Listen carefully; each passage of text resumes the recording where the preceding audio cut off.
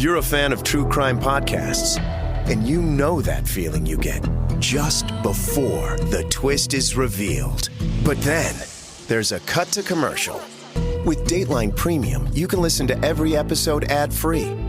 Plus, you get early access to new episodes and bonus content only available to subscribers. Never cut to commercial again. Dateline Premium, only on Apple Podcasts. Coming up, they found these IV bags basically come in an outer bag, and they found that there had been this tiny hole basically poked into it where one would assume that he's injecting these substances. For Vault Studios, I'm Reed Redmond. You're listening to The Daily Crime.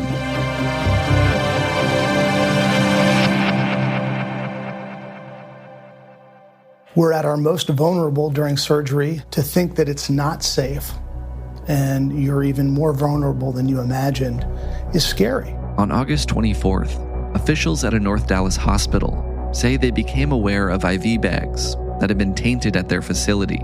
Investigators now say the bags had been tampered with on purpose, causing one death and a number of other cardiac emergencies. Investigators say multiple patients suffered medical emergencies after what were supposed to be routine surgeries. All the clients that we represent seem to have the exact same story. They're young, in good health, no underlying conditions, undergoing what were supposed to be single-day routine procedures here. They found themselves being rushed to a major hospital because they had to be intubated and ventilated because they suffered respiratory distress and cardiac arrest. Dr. Reynaldo Ortiz now stands accused of tampering with the IV bags. An investigator at a recent hearing called him a medical terrorist. A newly unsealed complaint accuses Dr. Reynaldo Ortiz Jr., an anesthesiologist, of purposely contaminating IV bags with a painkiller. If you have somebody who tampers with the consumer product, and that causes the reckless indifference to human life, and then you have a death, it's up to life in prison. It is astounding, stunning for any of them to think that someone did this intentionally. And obviously that remains to be seen, but that's what law enforcement's there for, and we're going to cooperate with them to get to the bottom of it. I know several doctors, anesthesiologists, surgeons. They're all quality people. You can go through your whole life without ever hearing a case like this.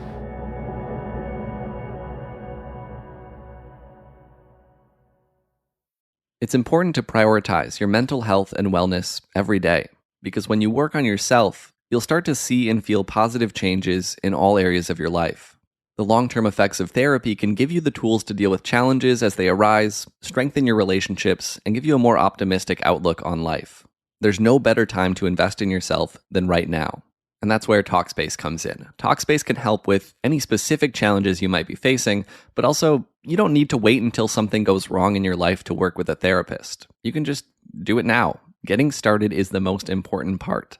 And you've heard me say it before, Talkspace is the #1 online therapy platform, with thousands of licensed therapists trained in over 40 specialties, including anxiety, depression, relationships, and more. Your therapist can help you set and achieve your goals. As a listener of this podcast, you'll get $100 off your first month with Talkspace. To match with a licensed therapist today, go to Talkspace.com. Make sure to use the code DAILYCRIME, no spaces, to get $100 off your first month and show your support for the show. That's DailyCrime and Talkspace.com. William Joy is joining us today from Dallas, where he's a reporter with local news station WFAA. William, thanks for joining me. Yeah, absolutely. Thanks for having me. You've been covering the case of a doctor who's now facing federal charges in connection with the death of one of his colleagues. Maybe the best place to start here is to have you tell us a little bit about this doctor's background.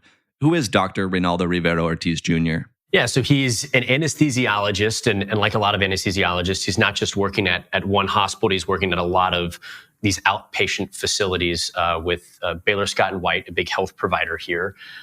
He'd been doing that for quite a while, and it wasn't until another anesthesiologist, and I'm sure we'll get to it, but it wasn't until another anesthesiologist at his practice died that suddenly there became a lot more scrutiny on him. But once people started to look into his past, they realized, oh, wait, there's actually quite a bit of issues here that have just been kind of festering for a while. But as you mentioned, yeah, now he's facing some very serious charges. So let's walk through all of that. At the center of this case against Ortiz Jr. is the death, as you mentioned, of another physician, Dr. Melanie Casper. She died back in June, and a source told WFAA that her death was initially thought to have been a heart attack at her home. At what point did we learn that that wasn't actually the case, and what is it that you've learned? Yeah, so it's basically she went home and she took an IV bag with her because I guess she was feeling dehydrated. And if you're an anesthesiologist, maybe that's a normal thing to do, but took an IV bag home to treat herself for dehydration. About 10, 15 minutes after she started using it, she suddenly has this cardiac event, right?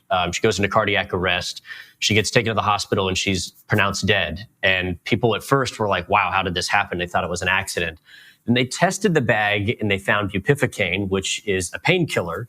And then they were wondering, well, that's odd. How did that get in there? So they then test the other bags at the IV, at the facility where Dr. Ortiz and Dr. Casper were both working.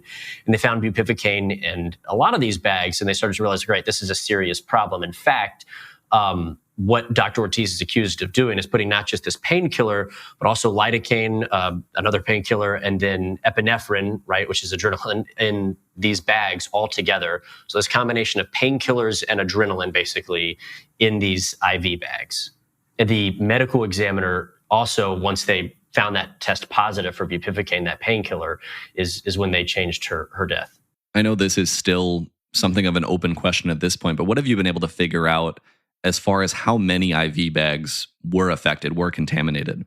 So here's one of the crazy parts is we actually don't know at this point just how many people may have been impacted by this. Now, the federal complaint, the actual charges when they were unsealed, points to about a dozen cases, and that includes Casper, so 11 other people.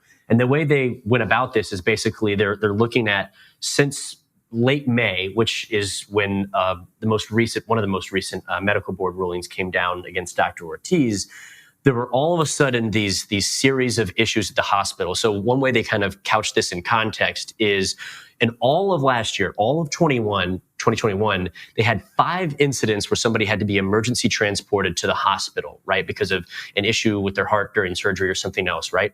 In the month of August alone, they had 5. So they realized, just from that month alone, there was clearly something going on. We know of private practice attorneys who are representing some of these clients in a lawsuit. They represent, I think, a dozen people at this point as well. So we think that, some of these other these nurses and doctors who have spoken, if you include other facilities that Ortiz works at, we could be talking about, who knows, maybe a couple dozen people, if not more. But I think that's still to be figured out because remember, these patients, a lot of them aren't entirely sure what happened to them. And I'm sure as lawsuits and the criminal case plays out, we'll have a better understanding of just how many people may have been impacted here. Begin with breaking news tonight. A North Texas doctor is in custody accused of contaminating IV bags. Investigators believe those compromised IV bags resulted in the death of another doctor and left several patients with severe injuries. How exactly do investigators say these controlled substances actually got into these IV bags, and how have they tied Ortiz Jr. to it?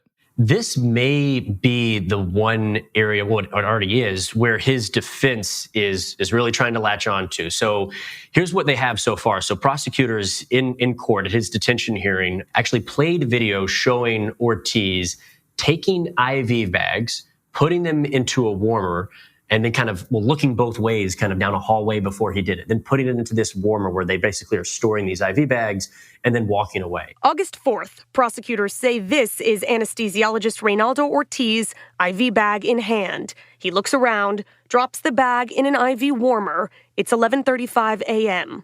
75 minutes later, prosecutors say a patient treated with an IV bag pulled from the same warmer suffers a serious cardiac episode.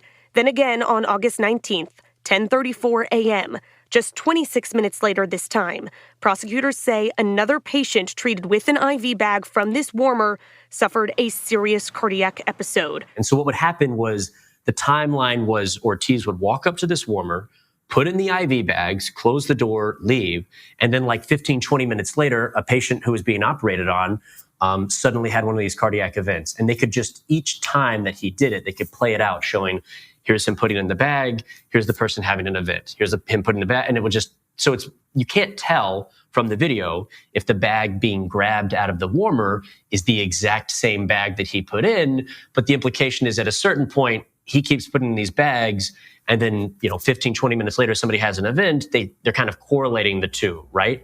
In terms of actually putting the substance in the bag, they found these IV bags basically come in an outer bag, and they found that there had been this tiny hole basically poked into it where one would assume that he's injecting these substances, but this tiny hole poked into these outer bags to get the substance into the IV bags, basically. And again, it's the bupivacaine, lidocaine, and epinephrine are the three substances that he's accused of putting in these IV bags.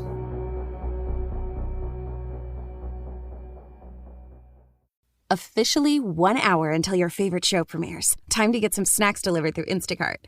Okay, let's get some popcorn, seltzer, chocolate-covered almonds, and...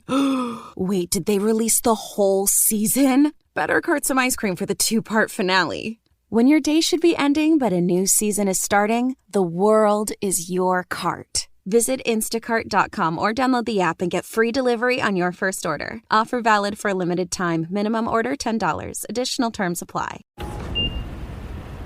Do you hear that?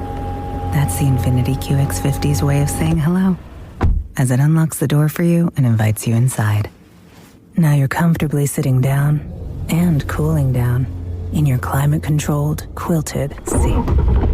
Surrounded by empowering technology, you can set your drive mode and the mood. When I popped off, then your girl gave me just a little bit in. Baby, so cold. William, lay out for us, what are the criminal charges that Ortiz Jr. is facing now? So they're kind of obscure charges. Even a former federal prosecutor that we talked to said that it's not very common. But basically, it's tampering with a consumer product causing death, right, which is up to life in prison. But it's also intentional drug adulteration, basically tampering with drugs. While it might sound like a rare charge, there's also a big range, right? It can range from anywhere from 3 years to life in prison, as I was just saying. And a lot of that has to do with intent. Again, I'm not an attorney, but the former federal prosecutors that we've spoken to on this mentioned, that this is rare, that like the closest thing they could think of was the Tylenol poisonings back in the 80s. The other thing that they mentioned is intent matters a lot here. You've got one where people are really just trying to mess with a business, or they're trying to negatively impact a business. They're not trying to hurt anybody. And that's where you see kind of the 3-year statute kick in. If your goal was to say just mess with a business, that might be one thing and something happens unintentionally. If your goal was to actually harm people, then that's a totally different intent. So I think that's one thing that we'll be interested to see how this plays out as well. It's also interesting to note when you look at the charges, the actual criminal complaint unsealed, one thing that they point out is that this never happened to Ortiz's patients, right? So this kept happening to other people's patients after he kind of got frustrated at his job, is the way the picture that prosecutors paint is he's getting frustrated with other employees, with management, with the medical board. And so all of a sudden he's making this situation where it looks like, other doctors are bad doctors, or maybe his goal was to harm people. That's something that's really going to have to be played out in court. And that first charge you mentioned is a homicide charge. Presumably that's connected to the death of Dr. Melanie Casper. Correct. Absolutely. Yes. So her death is the one that's really the linchpin of this whole thing. And frankly, had she not died, who knows how long this would have gone on, because again, these incidents date back to around May. So that's something that is, could have kept going on these patients really suffering near-death experiences. I mean, I'm talking about people's hearts stopping and being emergency rushed to the hospital. Who knows how long it could have gone on. But yes, the linchpin of the case is really around her death. In addition to Ortiz Jr. facing criminal charges, the Texas Medical Board held a hearing to determine whether or not his license to practice medicine should be suspended. What was the outcome of that hearing? So right now his license is suspended, and it wasn't just the one incident. If you go back, one of the other things that's outlined, and we kind of knew going into this, just looking at medical board records, is he's been disciplined twice and was going on a third time, and that's independent of this issue. So one of his issues was that he had failed to report a conviction for shooting his neighbor's dog with a pellet gun, and then failed to report that conviction. There were two similar incidents, one that was already public record and one that was working its way through the system, but they're both similar and involve him basically not providing proper care, CPR really, to patients who needed air. So one of those cases he had already received an issue for like a warning. The other one, he was still being worked through the system and had not been public record yet until the criminal complaint was unsealed. But yes, his license was suspended after this kind of threat played out. It was like a sudden emergency meeting, basically, of the Texas Medical Board. Before I let you go, I want to ask, what have you and your colleagues at WFAA heard from the family of Dr. Melanie Casper? So her family has been rather quiet throughout this entire thing. Her husband was in court on Monday for the detention hearing. We should probably note that Dr. Ortiz is going to have to stay in detention. He's not, released. He was actually discovered with a lot of cash, thousands of dollars on him, and lidocaine when he was arrested without incident. But her husband, Dr. Casper's husband, again, has been quiet throughout this entire thing, has said things like, if he's accused of doing what he, allegedly, or if he did what he's accused of doing, then he's not a very good doctor. And my wife was a good doctor. It's just been a difficult summer. This new information just stirs up all the emotions all over again. So it's a lot to take in. What would you like people to know about your wife? She was a quality anesthesiologist, and to see the accusations against another anesthesiologist that's this terrible is hard to comprehend. You wanted to be here today. Why? Well, I've never seen the man, and if he's guilty of what he's being accused of, I wanted to see who he was. What do you want to say to him? Oh, I've got nothing to say to him. If he's guilty of these things, he's not worthy of my comments. It's been kind of reserved, I would say, so far. But I can tell you from our sources and talking to the medical community through this story, kind of on background calls and speaking with people, this is definitely something that a lot of medical professionals in our area are paying very close attention to. William Joy with WFAA in Dallas. Thanks for sharing the story. Thanks so much. And thank you for listening to this episode of The Daily Crime. We're here with a new one every day of the week, Monday through Friday, so make sure you're subscribed to or following the podcast wherever it is you're listening right now. If you're trying to figure out what to listen to next, you can head over to vaultstudios.com for a full list of our shows. That includes our weekly podcast, True Crime Chronicles, also co-hosted by me and Will Johnson. That'll do it for this one. Until next time, for Vault Studios, I'm Reed Redmond.